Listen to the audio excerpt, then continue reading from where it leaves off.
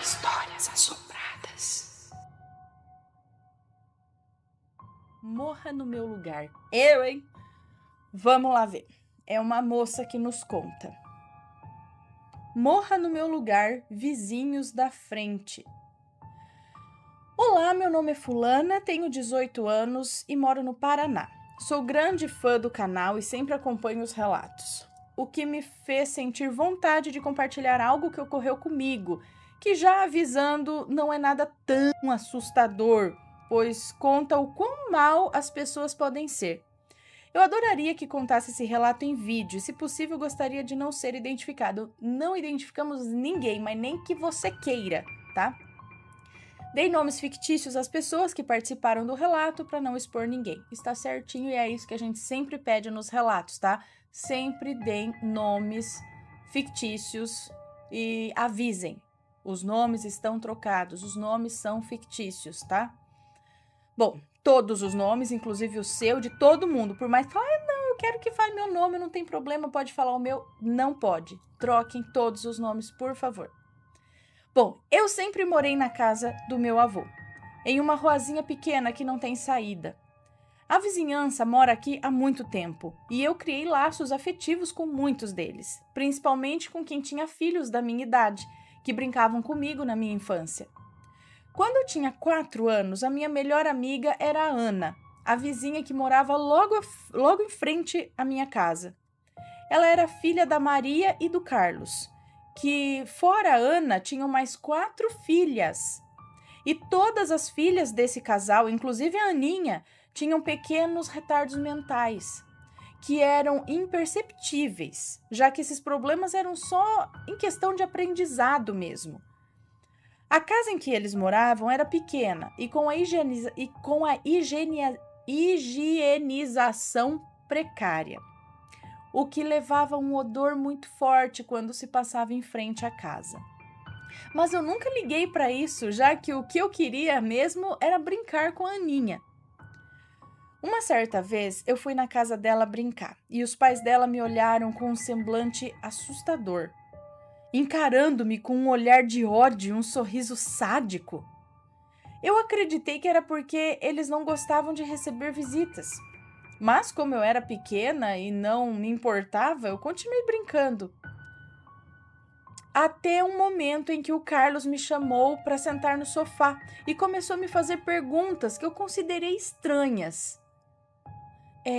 Ele começou a perguntar: você consegue ouvir ou ver pessoas que ninguém mais consegue ver? Eu me senti assustada quando ele perguntou isso, já que eu tenho dons mediúnicos, que na época ninguém ainda sabia. Então, assustada, eu neguei. E então ele gritou, enfurecido, agarrando meu braço. Melhor você me dizer a verdade, menina. E eu, assustada, fiz cara de choro e logo fui consolada por ele, que provavelmente não queria essa minha reação, dizendo: desculpe, menina, não queria te assustar, sabe que eu só quero o seu bem, saiba que eu só quero o seu bem. Olha que menina bonita você é, tem saúde, tem uma vida boa e olha esses cabelos lisos e longos. Queria que uma das minhas filhas tivesse esse cabelo. Se importaria se eu cortasse uma mechinha para mim? Eu deixei. Eu não vi mal algum em dar um pedacinho do meu cabelo. Então a Maria veio com a tesoura e cortou uma mecha. Gente, era verdade, eles cortaram uma mecha mesmo, porque quando eu era criança, todo mundo me falava: ai, que cabelo lindo, porque era tudo cacheadinho, né? Ai, que cachinho lindo, dá um cachinho pra mim. Aí eu catava e fazia tipo, tá. Mas nesse caso eles cortaram o mesmo pedaço do cabelo da criança. Até afoguei. Judiação, criança inocente, meu Deus, e deixou ainda. Falei, tá bom. Filhos da... coisa boa que não era pra fazer, né? Bom, e eu deixei, e a Maria veio com uma tesoura e cortou uma mecha. E me aconselhou a ir embora, porque logo minha mãe se preocuparia. Bom, logo que cheguei em casa, fui mamar nos seios da minha mãe. Te entendo muito bem, amiga, porque eu tinha 4 anos e mamava. Só fui parar com 7 anos. Ganhou de mim, eu mamei até os 5. Delícia. Bom, então fui mamar. Ai, que bonitinha. Fui mamar na minha mãe. E logo que... Ai, tem um bicho andando. Fui mamar na mãe. E logo que terminei, senti um forte enjoo e vomitei. Vomitei um líquido avermelhado e grosso. Minha mãe se preocupou e me deu um remédio para eu me sentir melhor. Mas não adiantou. Naquela noite eu senti fortes dores de cabeça e no pescoço. Minha febre chegou aos 40 graus e às pressas os meus pais me levaram ao médico, onde tomei um banho de gelo para que a alta temperatura baixasse, já que estava prestes a ter crises convulsivas. Logo após isso, fiz vários exames que constataram que estava tudo bem. Então, fui liberada para voltar para casa. Mas mesmo assim, as dores não me largavam e toda noite eu ardia em febre e tinha pesadelos. Na terceira noite, depois desses ocorridos, eu já não tinha mais febre, porém as dores ainda eram intensas e agoniantes. Já era muito tarde e os meus pais já estavam dormindo quando eu comecei a ficar muito mal devido às dores e resolvi levantar e ir para o quarto deles. Assim que eu me virei para levantar... Isso ela tinha 4 anos de idade. 4 aninhos, é isso? Tinha 4 anos, ela mamou, beleza. Assim que eu me virei para levantar, eu vi um homem alto, usando uma roupa parecida com a de um padre e com um capuz que cobria o seu rosto. Desesperada, eu gritei pela minha mãe e aquele homem sumiu. Quando meus pais apareceram, não havia mais ninguém, apenas eu encolhida e toda urinada sentada na cama. Meus pais me acalmaram e eu pedi para que a minha mãe dormisse comigo naquela noite. Após algumas horas, acordo com a minha mãe me sacudindo, pedindo para eu orar com muita fé para Deus. E logo após, virando e olhando para minha janela, que dá logo de frente para minha rua e para a casa da Maria e do Carlos. Levanto para ver o que minha mãe estava a observar com um semblante de assustada, né? E assim que vejo pela janela, assim que olho pela janela, pude ver Maria e Carlos dançando em frente ao meu portão, cantando baixinho palavras que não eram da nossa língua, segurando um sapo, um livro preto e uma vela vermelha acesa. Eu não pude ver muita coisa, porque a minha mãe me empurrou para que eu não continuasse vendo aquilo, pois eu me assustaria. E começou a orar por mim, pedindo para que Deus afastasse tudo de mal que tivesse ao meu redor e me protegesse de toda feitiçaria e malfeitores. E logo após a minha mãe terminar a oração, já não podia se ouvir o cantarolar do casal e a minha dor havia cessado. Ela me abraçou e disse que não deixaria mais nada de ruim acontecer comigo e me proibiu de entrar na casa deles. Mas disse que eu ainda poderia brincar com a Aninha, mas dentro da nossa casa. Eu não entendi o motivo, mas concordei. Após alguns meses, tudo havia se passado, tinha esquecido daquilo. Estava brincando com a Aninha na rua quando Carlos me chama no portão e me convida para entrar. E eu recusei, já que havia sido proibida. E ele insistiu, mas a minha obediência e medo era maior. Então ele me pediu para esperar, pois ele tinha surpresas para mim. E eu toda alegre esperei. Em alguns minutos ele chegou com as mãos cheias de balas de iogurte, as minhas favoritas, e me deu. E eu feliz fui dividir com a Aninha, que quando ele interrompeu e disse à filha dele: "Não, Ana, não coma, essas são reservadas para ela, depois eu compro outras para você. Entre para casa já, ande." Eu era novinha, mas bem instruída. Minha mãe sempre disse para eu não aceitar doce de estranhos. E assim eu disse a ele antes dele entrar, e ele me disse... eu disse que eu não deveria aceitar doces de estranhos, né? E ele me disse com um sorriso falso: "Eu não sou estranho, querida. Anda, come." Eu, fingindo abrir uma das balas, disse que eu ia comer em casa e dei tchau a ele. Larguei as balas na mesa. Ainda já era bem instruída mesmo. Larguei as balas na mesa e logo minha mãe foi abrir uma para comer. Mas antes ela notou que na bala havia um desenho de cruz invertida. E como eu sabia que era invertida? Era um desenho de cruz e me chamou perguntando quem tinha me dado. E eu respondi e ela ficou furiosa. Abriu todas as balas e todas elas tinham aquele desenho. Ela sentiu vontade de matar o Carlos. No fundo, ela sabia que ele e a mulher poderiam ser feiticeiros.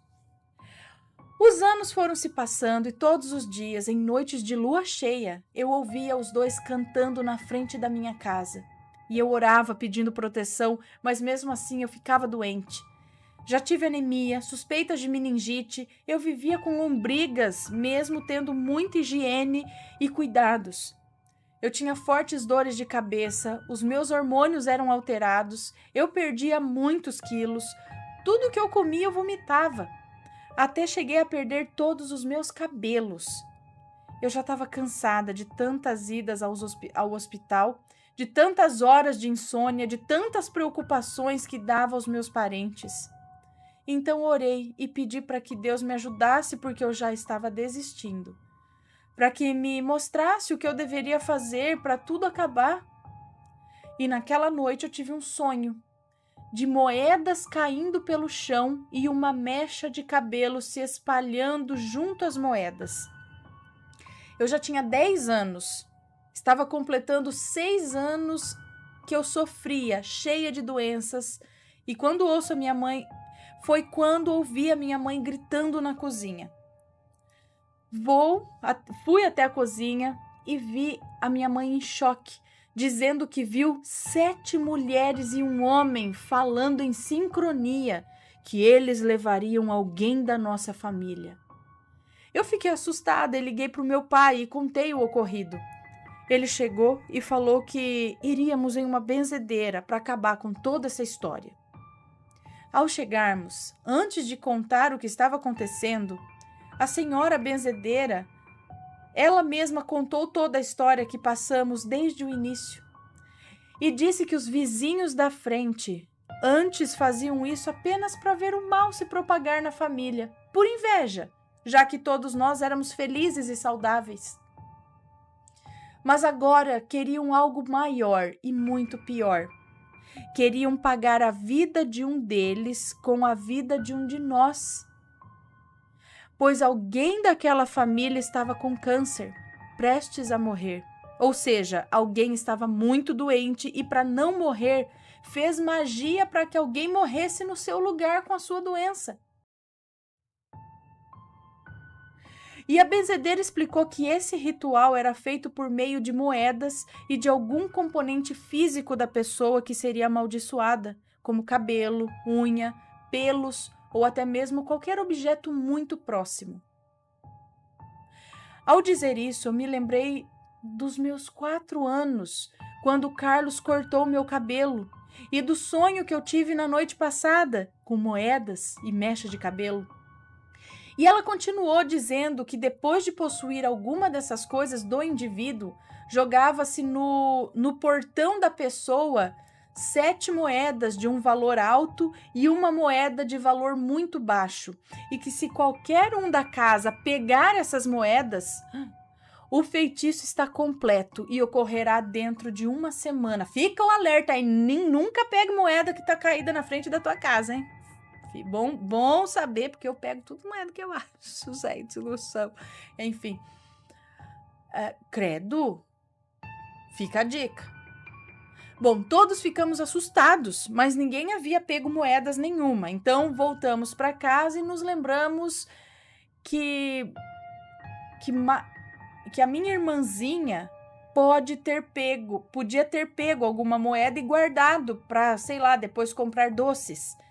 Então perguntamos a ela e ela confirmou que pegou a moeda, mas se recusou a dizer onde guardou. Desde pequena ela era, assim, dinheirista. Não vou contar onde eu guardei minhas moedinhas, não. Ó, catou e ficou quietinha. Mas eu e minha mãe procuramos feito loucas essas moedas e achamos dentro de uma meia 7 moedas de R$ 1 e uma de 1 centavo. E voltamos à benzedeira para saber o que poderíamos fazer para romper esse feitiço, já que a irmãzinha pegou. E ela disse: vá até o portão de quem fez isso e jogue as moedas uma por uma, sempre dizendo: eu não aceito essa troca, pegue de volta, a cada vez que jogar. E assim a minha mãe fez, quando voltamos e notamos que ninguém estava na casa deles.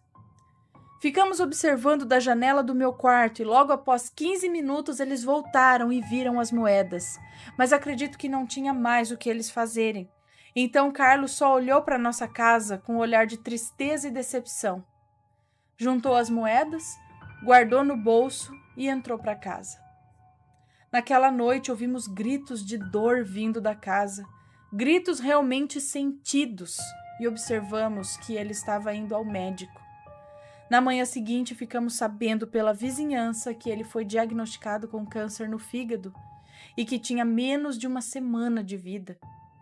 E que ele já voltaria para casa porque não tinha o que fazer. Então, todas as noites ouvimos aqueles gritos até que eles pararam. E todos os vizinhos foram ver o ocorrido, inclusive nós, e o Carlos havia morrido. No dia seguinte, fomos ao velório por respeito às filhas do falecido, pois elas não tinham culpa pelos pais serem tão perversos. Meus pais não ficaram por muito tempo, mas eu fiquei o tempo todo consolando a Aninha. Em algum momento, a Maria me pega pelo braço e me leva para perto do caixão e coloca minha mão sobre as mãos do falecido e diz, ardendo em lágrimas: perdoe por aquele motivo que você sabe o qual, senão ele não vai ter chances. Por favor, perdoe-o. E eu disse um pouco assustada: eu perdoo. Então ela me chamou num canto e prometeu que não faria mal a mim e a ninguém da minha família, e pediu para que eu não contasse isso a ninguém, o que havia ocorrido. Eu fiquei surpresa e concordei. Maria saiu e ficou perto do caixão o tempo todo, chorando e fazendo juras de amor. Ao ver a triste cena, mentalmente eu me culpei por aquilo. E assim que me veio esse pensamento, uma senhora de idade surgiu de repente, se aproximou de mim, colocando as mãos na minha bochecha e me falou: minha filha, todos aqueles que proferem feitiçaria sobre inocentes são condenados à morte e ao fogo do Seol. Do Seol? O que é Seol? Condenados à morte e ao fogo do Seol. Seol? Mas você o perdoou. Então, se ele se arrepender, ele tem chances de sair de lá. Após me dizer essas palavras de consolo, ela saiu em direção à porta, onde havia várias pessoas aglomeradas, e simplesmente desapareceu. Tentei procurá-la, mas sem sucesso. Então voltei para casa e depois de tudo isso a minha saúde melhorou e nunca mais sofri com as dores e as doenças. Consegui ter um peso ideal e meus cabelos deixaram de ser ralos. Agradeço a Deus por ter me protegido de tudo aquilo. Gente, o que é Seol? Seol, Senhor? Seol. Gente, eu não sabia que dava para fazer isso também, credo. Seol, sepultura comum da humanidade, o domínio da sepultura, não um lugar de sepultamento ou sepulcro específico, embora se tenham oferecido diversas derivações da palavra hebraica Sheol. Pelo visto, ela deriva do verbo hebraico sha'al, que significa pedir, solicitar. Sheol em hebraico é hebraico, retratado originalmente como a região dos mortos ou o mundo dos mortos, de maneira genérica para toda a humanidade. É importante, não se deve confundir com a ideia do purgatório católico ou com o inferno de fogo.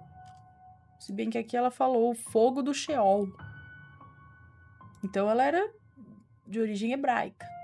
Ou sei lá o que foi. Gente, aí o cara ia matar a criança para se ver livre do câncer? Eu, hein? Então já fica a dica aí das moedas, pegar um pertence seu próximo. Cuidado, gente. Unha, cabelo, pelo. Eu, hein? E aí, tá gostando dos relatos? Então o que você acha de deixar um like aí no vídeo, hein? Gosta dos relatos? Deixa o seu like, mesmo que seja nos cortes.